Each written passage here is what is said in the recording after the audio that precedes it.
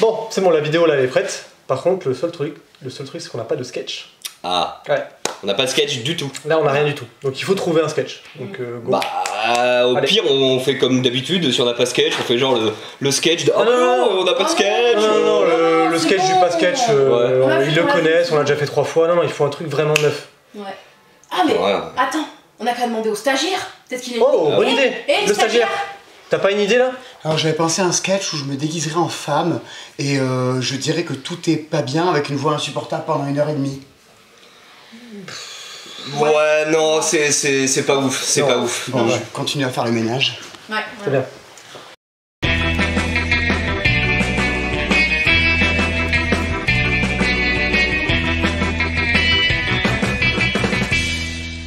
Bonjour, bonjour, bonsoir, bonjour, bonne joueuse. Bienvenue dans cette vidéo du vendredi. Salut Antoine. Hello, salut à tous. Vous avez peut-être vu dans ce sketch, nous avons actuellement reçu des invités très modestes, entre guillemets, des super guests que vous verrez peut-être probablement passer dans cette vidéo de temps en temps. Parce que oui, le patient est venu à Bordeaux présenter aussi ses jeux. Donc je sens que... Tu peux tenir ça, s'il te plaît? Merci beaucoup. Merci pour cet outil. Mon stagiaire toujours présent. Il est très assidu. Alors il y a plein de petites infos dans cette vidéo, en plus de tout ce qui va se passer autour. Vous allez voir, ça va être assez sympa à suivre. Première info déjà, on avait fait un concours la semaine dernière pour faire gagner ce magnifique petit ensemble de dés. Voilà. Et c'est toi, Nathalie, de mémoire. Donc là, exactement. Vraiment, ton nom s'affiche par ici. Tu as gagné ce magnifique lot, donc n'hésite pas à passer à la boutique pour venir le récupérer. Deuxième info, on était au festival du jeu à Vichy avec Alice, Jeff et Fanny. Et il y a, vous le savez peut-être, un prix qui est donné à plusieurs jeux. En général, c'est 3. Là, pour le coup, il y en avait 4. Et c'est un prix qui est donné par le groupement des boutiques ludiques, donc le prix GBL. Et donc, il y avait plusieurs nommés. Et 32 €, 45 €, très bien. 72 €. Parfait, merci pour cette information. Merci beaucoup. Donc 3 jeux ont été nommés dans différentes catégories. On avait un prix de l'auteur. Tu m'aides Alice éventuellement si je ne sais plus. Auteur, c'est Octorial, c'est ça? Oui. Merci beaucoup. On avait un prix de l'édition. Et on avait un prix pour les illustrations. Pour les illustrations, oui, dis-moi. Prix spécial. Oui, il y avait un prix spécial. Le prix spécial, c'est pour la rédaction des règles. Donc le premier prix, donc c'était le prix Octorial, c'est, si je ne dis pas de bêtises, Turing Machine, donc tous les auteurs de Turing Machine. Là, j'ai Johan Levé en tête. Et Fabien Gridel. Et Fabien Gridel, merci beaucoup, qui ont reçu ce prix. Donc bravo à eux. Ensuite, on a eu le prix de l'édition, c'était Bristol qui l'a remporté. Donc c'est pas vraiment Bristol parce que c'est Facade Games, donc Lucky Duck. Bravo à eux. Et le prix d'illustration, c'était du coup les illustrateurs pour Six Hot Pepper qui sont... Pierre-Yves Gallard et Loïc Derennes. Exactement. Quel travail d'équipe. Merci beaucoup pour toutes ces infos. Est-ce que j'ai autre chose à dire? As-tu parlé de Alice is Missing? Pas du tout, le prix spécial, voilà. Merci beaucoup. Le prix spécial, c'est Alice is Missing pour l'écriture des règles, qui étaient des règles très très bien écrites, déjà, de base, et qui en plus étaient inclusives. Si je ne dis pas Et de bêtises. bienveillante. Et bienveillantes. Voilà, donc 4 prix qui ont été donnés. Bravo à eux. Est-ce que j'ai une autre info à donner? Non, c'est bon, je crois que tu t'es débatouillé avec toutes ces informations. Parfait, donc normalement, là, dans cette vidéo, vous allez voir pas mal de jeux, vous allez entendre également des gens... On fait des tests micro, test micro. Allô? Allô? Donc voilà, des fois vous aurez peut-être des bruits de fond, mais des fois moi ça m'aide parce que j'ai des manques d'informations et eux ils les ont, c'est ça qui est On chouette. touche le fond. Et donc on peut continuer cette vidéo avec notamment une information importante, on a reçu Marrakech. Marrakech qui était difficilement trouvable en boutique. Et il faut savoir qu'il y a en gros 3 boîtes de Marrakech qui existent. Il y a une boîte collector que jamais personne ne... Tu sais ce que c'est ça? Pas du tout, dis-moi. C'est la mosquée de Rabat. Incroyable. Donc, sur Marrakech, tu vois, la Marrakech, Ouais. et ben, il y a Rabat. C'est comme si tu avais un jeu qui s'appelait, je sais pas, Marseille, et qui avait la Tour Eiffel en plein milieu. Comme quoi, des fois, tu sais, quand on dit genre, ouais, les billets culturels ou quoi, c'est du gros caca. Voilà. D'accord. Ça, c'est vraiment... Pas fou. Les Allemands font un jeu. L'occidentalisme, dans tout ça se porte. Voilà. C'est Marrakech, mesdames et messieurs. Est-ce que tu sais ce que c'est que ça? Pas du tout. Bah moi non plus. Voilà, merci. C'était l'intervention de professionnels du jeu de société Marrakech, que je ne vais pas vous expliquer. Donc comme je disais, il y a trois types de boîtes de Marrakech qui existent. Une énorme boîte que normalement vous ne pourrez jamais acquérir. C'est vraiment que ceux qui ont pledgé, qui l'ont reçu. C'est une boîte de luxe incroyable, magnifique, avec du matos partout. On a cette boîte-là qui est une version classique. Et on a une boîte qui va arriver un peu plus tard, qui est une boîte essentielle. C'est pour un budget un peu plus petit et avec on va dire un matériel plus condensé. Dans Marrakech, très vite fait, c'est pas vraiment un jeu de placement d'ouvriers, c'est un jeu un peu de placement de ressources. On va avoir 6 à 7 ressources différentes et on va essayer de les placer sur son plateau personnel. Il y a des emplacements prévus dans chaque endroit. Et chaque endroit, un petit peu comme un roll and write, vous donne accès à plein de manières de scorer. Donc en fait, c'est comme une sorte de 7-8 mini tableaux sur lesquels vous allez essayer de placer vos ressources. Plus vous placez de ressources d'un type sur l'emplacement prévu, plus vous allez marquer de points. Voilà, c'est un jeu où il va y avoir une sorte d'effet un peu exponentiel à chaque fois sur les différentes zones. On va tout retrouver en termes de thématiques. Il va y avoir des thématiques de marchands, des thématiques où on va essayer de gérer une sorte d'oasis. Il y a vraiment plein de choses à faire, ouais. C'est un... Alors, pour info, c'est clairement un jeu expert. Pourquoi? Parce que c'est celui-ci c'est ce jeu-là qui a remporté le Diamant d'Or l'année dernière. Donc, j'ai eu la chance de pouvoir jouer à plusieurs jeux qui étaient nommés dans les diamants. Et notamment celui-ci mérite clairement son Diamant d'Or. C'est trop bien. Incroyable, je l'ai pas précisé, c'est un jeu de Stefan Feld. Et c'est un jeu de chez Queen's Games. Je pense qu'on peut enchaîner avec... Qui sait, ça va être Antoine. Hello à tous, Dorf Romantique, le jeu de société. Pourquoi? Parce qu'il y a aussi le jeu vidéo. En fait, à la base, il y a le jeu vidéo. Et donc là, c'est le jeu de société. C'est un jeu auquel on peut jouer en solo et jusqu'à 6 personnes. C'est un jeu à partir de 8 ans, donc plutôt familial. C'est un jeu par Pegasus Spiel et Gigamic en France. Et c'est un jeu de Lucas Zack, Michael Palm, illustré par Paul Rib. Alors, Lucas Zack et Michael Palm, les auteurs, c'est un duo, ils font des jeux à deux. Ils ont fait notamment la gamme des Undo, ces espèces de jeux narratifs, enquête, un peu escape game dans lequel on voyage dans le temps, etc. Et ils ont fait également Bang, mais la version D, que j'aime bien, elle est plutôt cool. Elle est très cool. C'est des jeux vraiment très différents pour le coup. Oui, c'est vrai. Hein. Ils nous proposent Dorf Romantique, qui est accessoirement le Spiel des Jahres de cette année. Autant vous dire qu'on l'attendait, on a eu l'occasion d'y jouer, on a bien apprécié, autant aux jeux de société qu'aux jeux vidéo, parce que du coup je suis allé voir le jeu vidéo pour voir un petit peu de quoi il retournait. C'est un jeu de poste de tuiles coopératif. On va gagner, non justement, on va jouer tous ensemble, mais c'est pas un jeu dans lequel on va gagner justement. Le petit lapsus. J'adore parce qu'en fait, il n'y a pas de gagnant, il n'y a pas de perdant, on n'a pas de goal à atteindre. On fait une partie, à la fin on compte les points et les points nous permettent de débloquer des trucs. Vous allez voir tout ça. Finalement, c'est un jeu qui rappelle que jouer, ce n'est pas forcément gagner ou perdre. Non, on le sait très bien, par exemple, avec Alex et aussi Alice, on fait du jeu de rôle. Oui. À la fin d'une partie de jeu de rôle, il n'y a pas de gagnant, pas de perdant. En fait, le but, c'est de raconter une histoire. C'est vrai. Mais là, le but, c'est de prendre plaisir à poser des tuiles dans une ambiance zen. Vous allez mettre votre petite playlist lo-fi. Vous allez vous servir une grosse chope de thé. Et en avant, c'est parti pour une ou plusieurs parties de Dorf Romantique, le jeu de société. Comment est-ce qu'on y joue? Eh bien, nous avons tout un tas de tuiles comme ceci. Ici, nous avons des tuiles de paysage. Ici, nous avons des tuiles d'objectifs. Et ici, nous avons des petits jetons objectifs. On va jouer chacun notre tour. Quand c'est mon tour, je fais une première étape de check pour voir s'il y a bien 3 objectifs. Là, au début, il n'y a rien. J'adore la mise en place parce qu'en fait, vous ne faites rien comme mise en place. C'est-à-dire que le jeu commence quand vous avez le matériel à portée de main. Attends. Quoi? T'es en train de me dire qu'on est venu à Bordeaux pour tourner un C10 pour un jeudi soir, peut-être que tu vas monter jusqu'à 7h du matin. Je pense que quand vous regardez cette vidéo à 7h du matin, je suis toujours pas couché, je suis en train de faire encore la description. J'adore cette situation. Des cartes Bordeaux. Salut. Bonjour. On arrive, on fait n'importe quoi dans la vidéo. Vous expliquez Dorf Romantique. Exactement, monsieur. Eh bien, expliquez-le bien. Comme ça, on vous en a déjà parlé, hein, vous n'avez pas besoin de voir une vidéo, vous regardez la leur, et on sera là, il y aura une espèce de crossover, tu vois. Alors je vous préviens, évitez de toucher Simon pendant la vidéo, il s'est foutu dans une poubelle. Il y avait une poubelle ici, je me suis dit, c'est de sortir la poubelle. Bon, je suis dégueulasse et je... Alors, à tout à l'heure. À tout à l'heure. Il y a plein de choses dont on va vous parler ici. C'est joli par là. Dorf Romantique. C'est génial. On va d'abord checker s'il n'y a pas 3 objectifs. Au début, comme il n'y a rien, je vous l'ai dit, on va mettre 3 objectifs. On va tirer. Oh là là. On va tirer 3 tuiles objectifs et c'est pas si difficile que ça à dire en fait. Hein. Hop là, hop. Et hop, ces tuiles objectifs, on va les mettre les unes à côté des autres comme ceci. Et on va mettre un petit pion comme ceci correspondant à chaque fois. Donc ici, il y a les maisons, je mets un pion maison. Je dévoile sa valeur comme ceci. Ici, il y a un petit pion champ, je mets un pion champ. Très bien. Une valeur dessus, c'est un objectif, oui, ce sont des tuiles objectifs.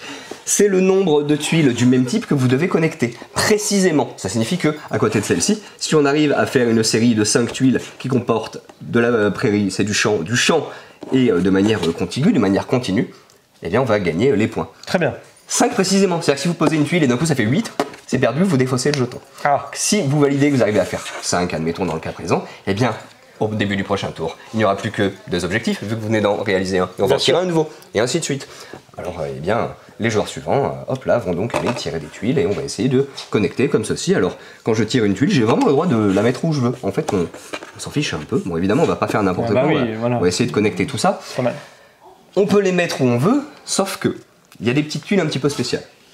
Il va y avoir, je crois que je les ai préparées par ici, ouais, hop là. Par exemple, les tuiles comme ceci, avec le chemin de fer. Et bien le chemin de fer, quand on va commencer à mettre un chemin de fer, ensuite il faudra continuer. J'ai pas le droit de mettre un chemin de fer qui passe par là alors que lui il est en train de passer par ici. J'ai pas le droit de les croiser, donc on va faire ça de manière continue. C'est un peu plus difficile à jouer, c'est un peu plus embêtant. Attention, il y a aussi des objectifs là-dessus. De même avec les rivières, vous allez débloquer les rivières et donc les rivières vont faire la même chose. Il y a un autre type de terrain qui normalement est dans la pioche, ici, mais je l'ai mis à part pour pouvoir vous expliquer, ce sont les petits drapeaux, ce sont en eux-mêmes des objectifs. En fait, quand on va poser un drapeau, ou n'importe où, hop, eh bien, il faudra le fermer. Donc c'est-à-dire que vous n'aurez plus la possibilité de mettre d'autres tuiles qui vont continuer ce type de terrain. Ici, j'allais dire prairie à nouveau, non, le champ. Oui. Si vous fermez le champ, bah, c'est un champ de 4 tuiles, ça fait 4 points. Si vous fermez pas, ça fait rien du tout. Ok. Là, à nouveau, il y a une espèce de petit dilemme. Si je ferme trop tôt, si on ferme trop tôt, puisque c'est coopératif, on fait pas de points. Si on prend un peu trop notre temps, peut-être qu'on ne fermera jamais parce qu'on n'aura pas les tuiles qu'on veut. Et tant pis, on s'assoit sur les points. On va jouer comme ceci jusqu'à qu'on vide entièrement les piles de tuiles, ici, de tuiles terrain. C'est la fin de la partie. Et là, on va compter notre score. Notre score, bah, ça va être tous les jetons comme ceci qu'on a validés, les jetons d'objectif, les petits drapeaux. On cumule ça, on a notre score final. Et là, on se munit de cette fiche comme ceci. Hop là, on regarde le score qu'on a fait. Admettons, on a fait 124. Ok. Hop, on regarde, on monte, 120 coché. Après, c'est 130 surveillantes de nuit, on a un petit titre. On n'a pas dépassé 130, on est à 120. On regarde en face, 3 coches. Et bien, on va faire 3 petites coches ici. On va avancer. Et ça va nous permettre de débloquer des trucs. Ok. Il y a tout un tas de petites choses, de petits objectifs à réaliser. Notamment, on va avoir 5 boîtes comme ceci à ouvrir. Et dans ces boîtes, il y a plein de trucs. Je vous dirai pas quoi, parce qu'en fait tout le plaisir, ça va être l'ouverture de ces boîtes. Vous vous en doutez, ces boîtes, elles sont là donc pour augmenter les possibilités, corser un peu le jeu, mais aussi vous offrir l'opportunité de faire plus de points si vous le méritez, si vous jouez bien. Et en fait, ça va être ça, le plaisir, le cadeau. C'est pas on a gagné et on est content d'avoir gagné. Alors bon, quand vous faites un joli score, évidemment, vous êtes heureux parce que vous allez pouvoir débloquer encore plus de trucs, mais c'est vraiment dans le plaisir de poser des tuiles tranquillement, de manière zen, et d'aller ouvrir ces boîtes. Voilà pour Dorf Romantique. Moi je te propose, Alex, c'est qu'on aille les embêter un peu, voir ce qui se passe. Enfin, les embêter. On va regarder un peu ce qu'ils ont. On va voir ce qu'ils font, quoi. Normalement, dans cette vidéo, ils devraient présenter The Beast, que nous on n'a pas. Pas encore. Ah, ils présentent pas ce Beast? Non, pas encore. Ah, attendez, je peux faire un zoom de loin. C'est pas grave, on va aller voir. Il y a des politiques aussi qui viennent un peu se... Vous faites quoi? On parle de Monumental parce qu'on raconte les parties qu'on a jouées et la montée en puissance de Monumental. Ah ouais? Et les 2 extensions. Et vous savez quoi? Et là, les jetons, c'est quoi ça? Ça, c'est l'armée. C'est pour activer tes pouvoirs d'armée. Vous y avez joué? Alors les micros en fait, faut pas les c'est quoi? vous me les mettre pas loin de C'est quoi ça? Ça, c'est une carte pour essayer de récupérer des ressources pour construire Oh. des monuments. Ça s'appelle, D'accord. Monumental. Ça aussi, du coup. Exactement. D'accord. Exactement. Et ça? Et ça c'est un lac. D'accord. Les lacs, les rivières, c'est le décor du Connemara. Connemara. Et ça? Alors ça c'est un petit point. Et ça c'est votre quota de Cotorep, si j'ai bien compris. Quoi? C'est que le début. Oh mon dieu, je crois que j'ai touché avec mes mains qui sortent de la poubelle. Bon, alors on y va. Tu peux te Allez. désinfecter intégralement. J'y vais Vous de l'avez ce fait pas. vous, Beast ou pas? Vous l'avez référencé? Non. On n'a pas fait The Beast. On n'a pas fait Beast. On n'a pas fait The Beast. Vous nous avez dit à Vichy que vous étiez très fan de La Bête, de Charlec et Beast, il y a un petit Carrément. peu le même topo. Est-ce que c'est un jeu qui vous parle du coup? Le thème, oui. Le plateau, moins. Ouais. Pourquoi? Regarde, C'est c'est fou. Il y a des petits Mais en vrai, il est moutons, super beau, hein, mais il y en a il y a des petits un sangliers. peu partout. Bah, tu vois là, déjà, je C'est trouve ça, qu'il le est un peu plus joli que la photo qu'on a vue. Ah, Déjà. Il est bien joli en vrai. Mais. On revient sur notre parole. non seulement je trouve le jeu magnifique, et puis tous les gens que j'ai vu y jouer, ou qui y ont joué, me disent tous ça sort du lot. Mon pote Arnaud de Meeple on Fire trouve que ça sort du lot. Les gens que j'ai vu jouer aux États-Unis sortent du lot. Quelqu'un que j'embrasse et qui nous suit sur Instagram à la boutique, que je salue, qu'on se connaît, on se comprend, elle est ma sœur, trouve que ça sort du lot. Donc ça, quand même, si j'étais vous, Beast, j'y jetterais un œil. Sébastien, toi, tu maîtrises Beast. Oh bah faut, évidemment.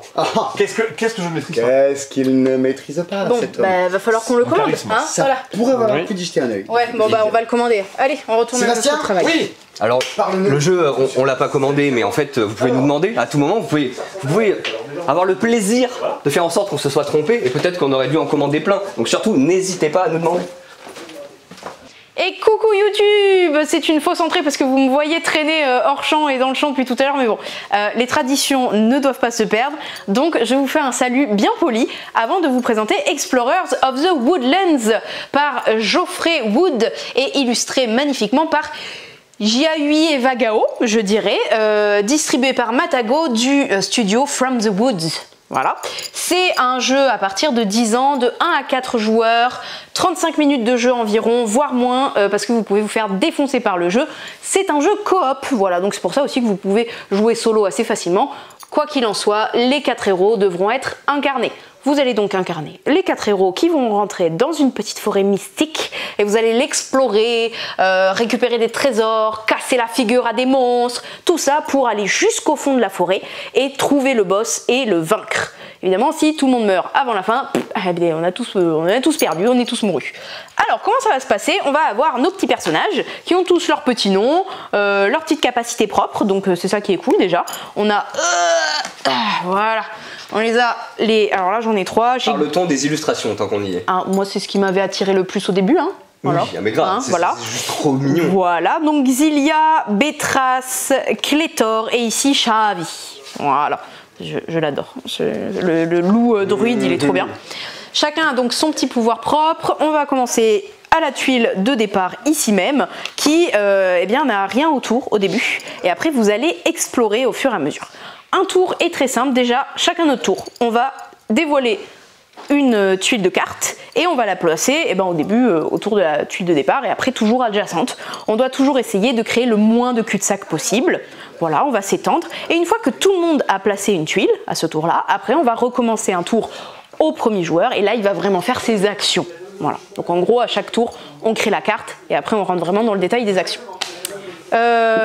Le premier joueur va lancer les 4 dés actions, il a le droit de les relancer en dépensant des petites énergies spécifiques, mais il peut les relancer et après il va les disposer sur les différentes actions qu'on voit ici. Donc ici, en fonction des valeurs que vous obtenez, vous allez pouvoir poser des dés qui ont une valeur entre 1 et 3 pour vous déplacer. Autant de dés que vous avez dessus vous donne autant de déplacements. Je ne sais pas si j'en pose 3 dessus, j'aurai le droit de me déplacer de 3 cases. Okay. Vous voyez, je peux en mettre autant que je veux. Ici, c'est pour gagner un peu de concentration qui va vous servir plus tard. Il faut que je fasse une valeur de 4 ou plus. Vous voyez, c'est un seul dé max. Ici aussi, c'est pour gagner un point de vie. Et ici, c'est pour activer le pouvoir spécial de mon personnage. Sachant qu'en vrai, tous les plateaux, vous voyez, ont des actions spéciales spécifiques à chaque personnage. Les 2 dernières, voilà, c'est vraiment asymétrique. Les 2 premières, tout le monde a les mêmes. Une fois qu'on a fait ça, on va pouvoir aussi, si on veut, mettre 2 dés ici. Et si on fait ça, eh ben, ça va faire le dé de pouvoir. Le pouvoir, vous allez pouvoir l'utiliser principalement pendant les combats, parce que bien évidemment, vous allez combattre. Donc du coup, j'ai disposé mes petits dés, voilà, c'est un peu de la programmation. Et après, je vais effectuer les actions que j'ai programmées, par exemple, me déplacer. Donc, on va dire qu'on a exploré, hop, on a révélé tout ce qui est ici. Quand on croise des tuiles avec des petits monstres dessinés dessus, un peu comme ça, eh ben, on en tire aléatoirement de la pioche et on les met dessus. Et sinon, vous allez avoir des petits points d'exclamation qui disent que si vous allez sur cette case, vous allez résoudre un événement. Il y a plein de petites icônes en fait qui font que quand vous les tirez, il va se passer des choses, mais surtout ça se déclenche quand vous allez sur la tuile. C'est juste que quand vous explorez de loin, vous savez à peu près ce qui vous attend. Ok ? Donc vous vous déplacez, hop, si je veux aller combattre un méchant, je vais devoir me mettre sur sa tuile, et ici, un méchant, c'est décomposé comme ça. Ça, c'est les dégâts que je vais devoir lui faire avec des lancers de dés. Ça, c'est les dégâts qu'il va me faire, ça, c'est la vie qu'il a. Et ça, c'est les dégâts qu'il va me faire si je me rate ou si je fuis. C'est aussi une possibilité.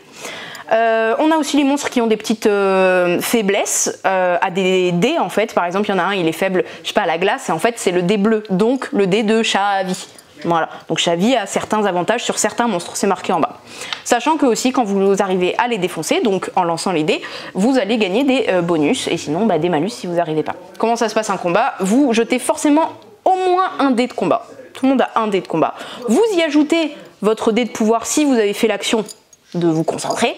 Et après, il y a des objets que vous allez récupérer, des effets qui vont pouvoir vous additionner d'autres dés, etc. Mais en gros, vous lancez, vous additionnez, il faut atteindre au minimum la valeur ici pour le défoncer.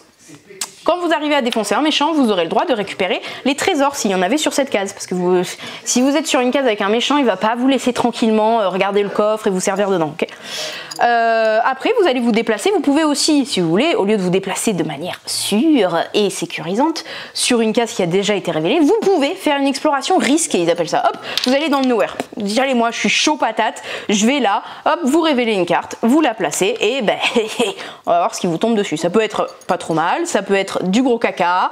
C'est à vous de voir, mais vous êtes obligé de vous déplacer dessus. Vous avez dit je prends des risques, et ben vous assumez jusqu'au bout. Voilà. Vous allez prendre des points de dégâts si vous ratez. Des fois, vous allez tomber sur des ronces, ça va vous faire mal. Les points de vie, c'est ici. Si vous arrivez à 0, vous n'avez pas perdu, mais vous êtes à terre et vous allez devoir attendre qu'un pote à vous vienne vous rejoindre sur votre case et dépense une action en gros pour vous réanimer. Évidemment, si tout le monde, tous les personnages sont par terre, c'est là où on perd. Sinon, ça va être à peu près tout. Vous avez surtout la concentration. Là, vous vous souvenez, je vous avais dit que cette action-là permettait de gagner de la concentration. Il y a aussi vaincre des monstres qui vous en donnent. Cette concentration, vous allez augmenter. Quand vous la dépensez, vous pouvez relancer des dés. C'est la principale utilisation. Mais surtout, quand vous passez ces stades-là, vous avez le droit de les dépenser pour améliorer votre personnage. Au début, votre personnage est comme ça. Et là, ça vous dit, hey, quand vous avez 3 de concentration, hop, tire la petite languette d'Irgouflex et tu as un nouveau pouvoir. Maintenant, à la phase 2, je peux retourner une carte objet que j'ai déjà utilisée. Ça, c'est si j'avais récupéré des équipements. C'est pas mal du tout. Il y en a des très bien. Il y en a, là, c'est avant mon lancer de dés, là, des dés rouges. Je peux placer l'un de mes dés sur la face que je veux. Hyper pété. Et donc les petits trésors que vous récupérez, c'est désactivable, c'est des effets, c'est des potions, c'est des défaussables, enfin voilà, vous en avez plein. Donc votre but principalement c'est de survivre, de vous équiper, parce que quand vous aurez fini la pioche de tuiles, vers la fin, une des 3 dernières, il y a le boss final. Donc vous devez survivre à tout ça et vous équiper, parce que le boss final, lui vous pouvez pas le fuir contrairement aux autres combats et vous devez le défoncer. Voilà, vous avez plein de trucs à lui infliger. Heureusement, il a des fragilités comme tous les autres, des petits traumas d'enfance, tout ça. Mais si vous ne survivez pas déjà à la forêt, vous avez perdu, et si vous n'arrivez pas à survivre au monstre, vous avez perdu. En gros, vous avez plein de moyens de perdre et pas beaucoup de gagner. C'est assez chaud en vrai, c'est super chaud de gagner, mais un tour est assez simple finalement. On crée la forêt, après on lance nos dés, on fait nos activations, puis c'est au prochain, on lui passe les dés, il lance les dés, il fait son activation, et il faut bien se répartir les tâches en disant bon moi viens m'aider, parce qu'on peut faire des combats de groupe, sinon c'est nul la coop si on peut pas faire des combats de groupe et on est bien plus puissant parce qu'on lance plein de dés, parce que le pouvoir de l'amitié c'est trop fort. Voilà, donc je voulais juste t'ajouter que quand tu as parlé de l'exploration risquée, l'avantage de faire ça c'est que tu gagnais de la concentration. Oui, tout à fait. C'est tout. En plus, je te l'ai rappelé tout à l'heure, voilà, c'est marrant. Exactement. Comme tu me l'as rappelé, je me suis dit, tiens, je vais lui rappeler. Comme ça, voilà, ça fera un juste retour des choses. Oui, quand même, vous avez un avantage. Vous allez me dire pourquoi je me suiciderais à aller dans le nowhere, parce que ça fait gagner de la concentration. Oui. C'est vrai, c'est tout à fait pertinent. Merci, Alex. D'ailleurs, je vous laisse entre ses mains. Tchuss. Par ici, festivalier. On a reçu Come Together right now. Ah, le fanboy. Over me.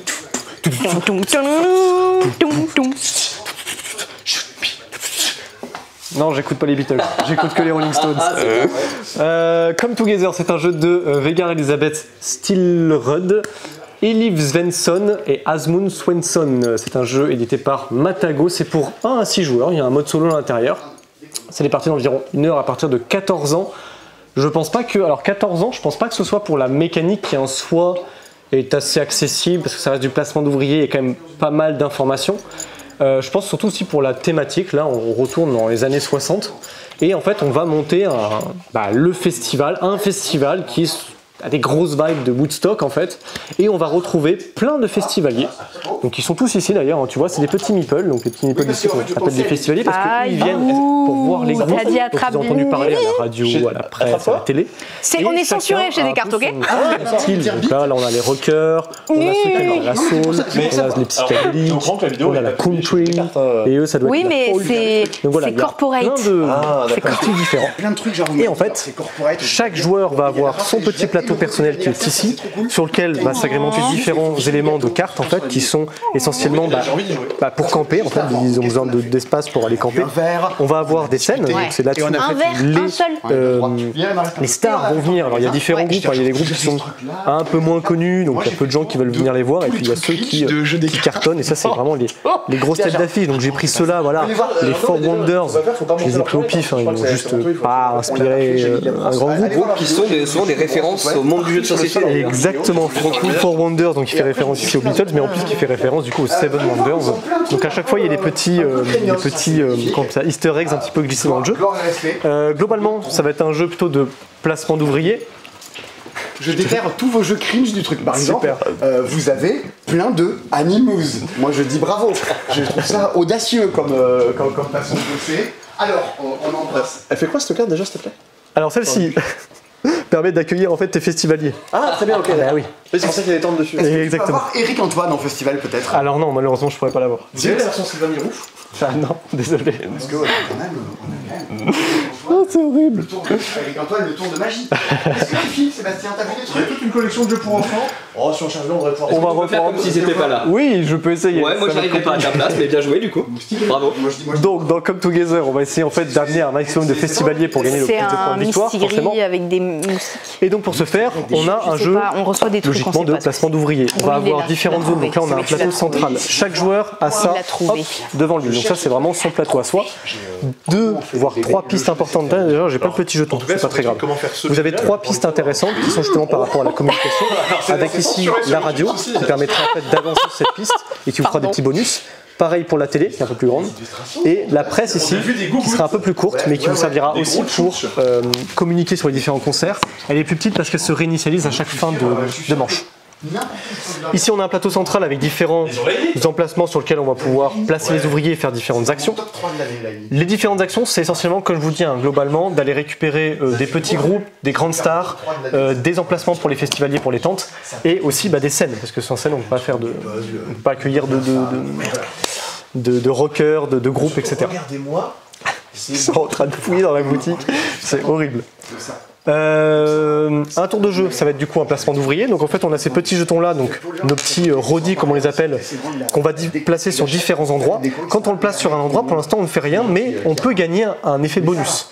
Et lorsqu'on récupérera les ouvriers, on activera évidemment la carte. Donc en fait on récupérera les cartes quand on récupérera les ouvriers. Je ne vais pas trop rentrer dans le détail non plus parce qu'il y aura beaucoup d'iconographie.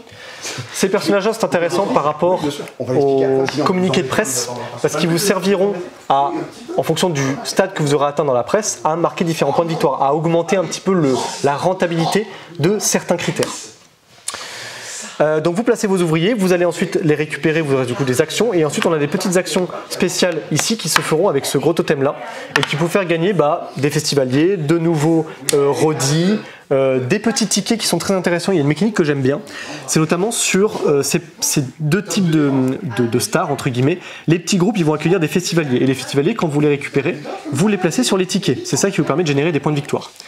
Ici, vous allez me dire, c'est bizarre, eux ils en demandent 4 et il n'y a que 3 emplacements. Et en fait, il y a des petits jetons qui vont se placer quand vous ferez des connexions. Alors, je vais essayer d'en trouver, mais je ne sais pas si j'en ai là.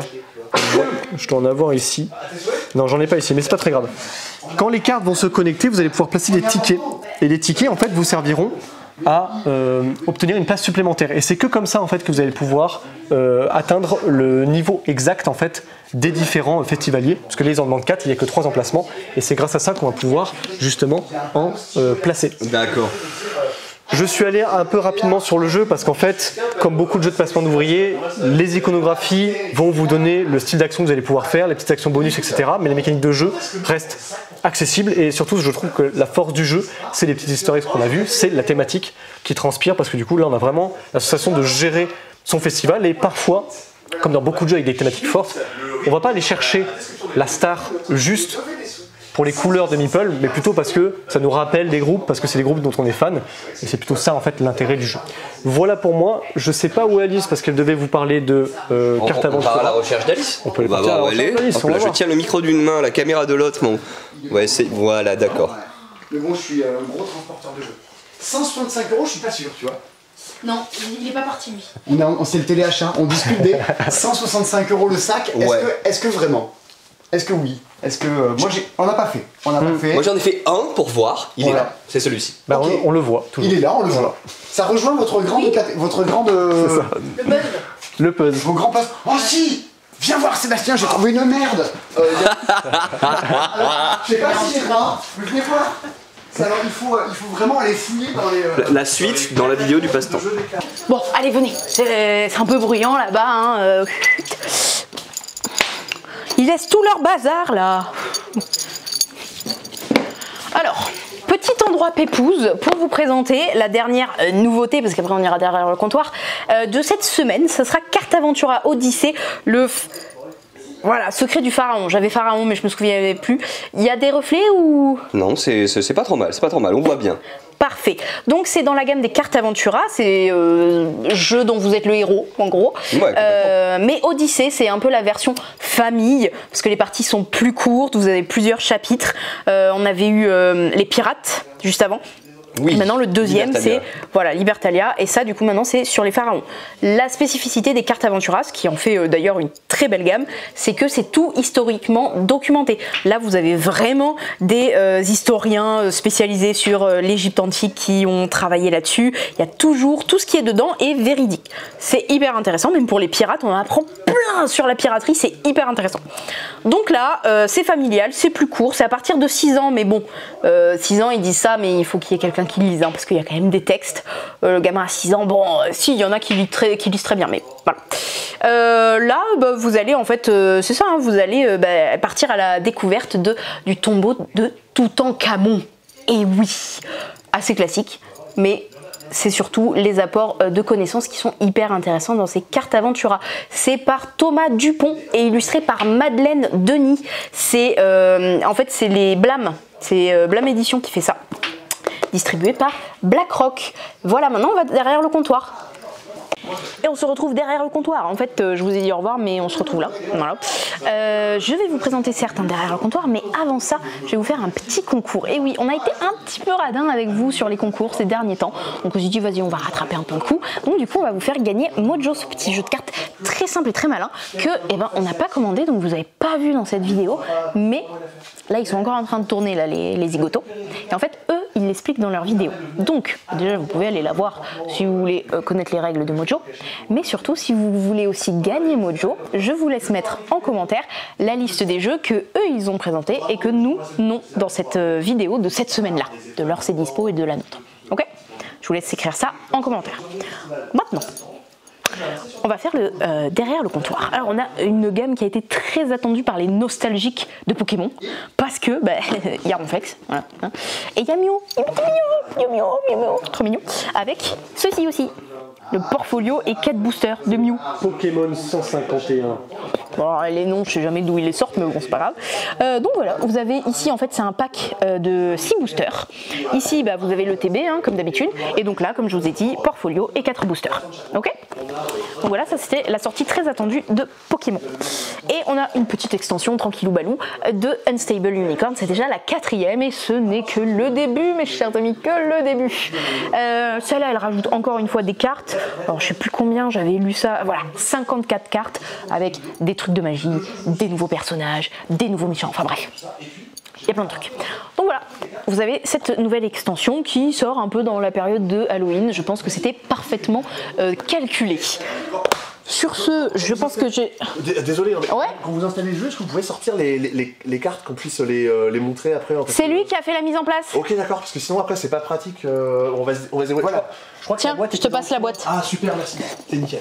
Merci beaucoup. On va essayer de compléter. C'est lui qui s'excuse, c'est lui qui s'excuse. D'accord. Ah, le relou. Oh, le relou. Quoi? Le relou. Voilà. Eh ben, du coup, sur ce, je vous réinvite pour le petit concours et je vous dis à bientôt chez Jeux des cartes Bordeaux.